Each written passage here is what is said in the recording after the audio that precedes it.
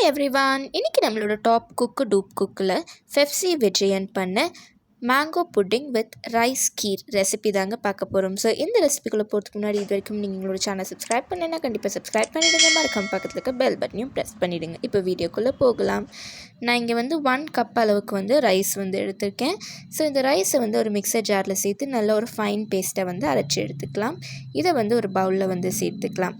இது கூடவே பார்த்திங்கன்னா 2 டேபிள் ஸ்பூன் அளவுக்கு ரவை, அது கூடவே பார்த்திங்கன்னா 2 டேபிள் ஸ்பூன் அளவுக்கு மைதா சேர்த்துக்கலாம். நீங்கள் மைதாவுக்கு பதிலாக வீட் கூட சேர்த்துக்கலாம்.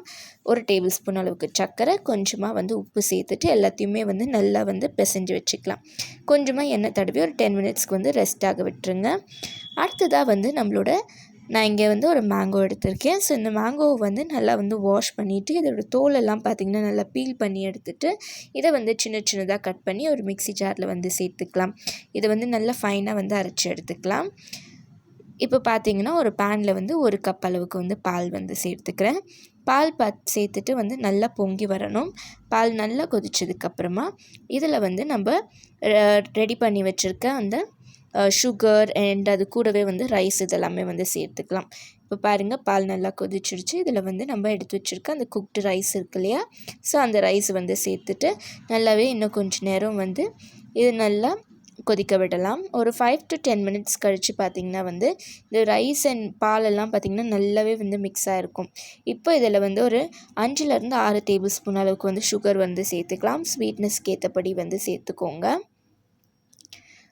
சேர்த்துட்டு ஸ்டவ் ஆஃப் பண்ணி இறக்கி வச்சிடலாம். ஸ்டவ் ஆஃப் பண்ணதுக்கப்புறமா இதில் நம்ம ரெடி பண்ணி வச்சுருக்க அந்த மேங்கோ பியூரி இருக்கு இல்லையா, ஸோ அதை சேர்த்துட்டு நல்லாவே கலந்து விட்டுக்கலாம். எல்லாம் நல்லா கலந்ததுக்கப்புறமா இதை ஒரு பவுலில் ட்ரான்ஸ்ஃபர் பண்ணிவிட்டு ஃப்ரீசரில் வச்சு கொஞ்சம் நேரம் ரெஃப்ரிஜரேட் பண்ணி எடுத்துக்கலாம். ஸோ மீன் டைமில் பார்த்திங்கன்னா நம்ம இங்கே ரைஸ் பூரி பண்ணுறதுக்காக கொஞ்சமாக மாவு எடுத்து இது இந்த மாதிரி நல்லா திரட்டி விட்டுக்கலாம்.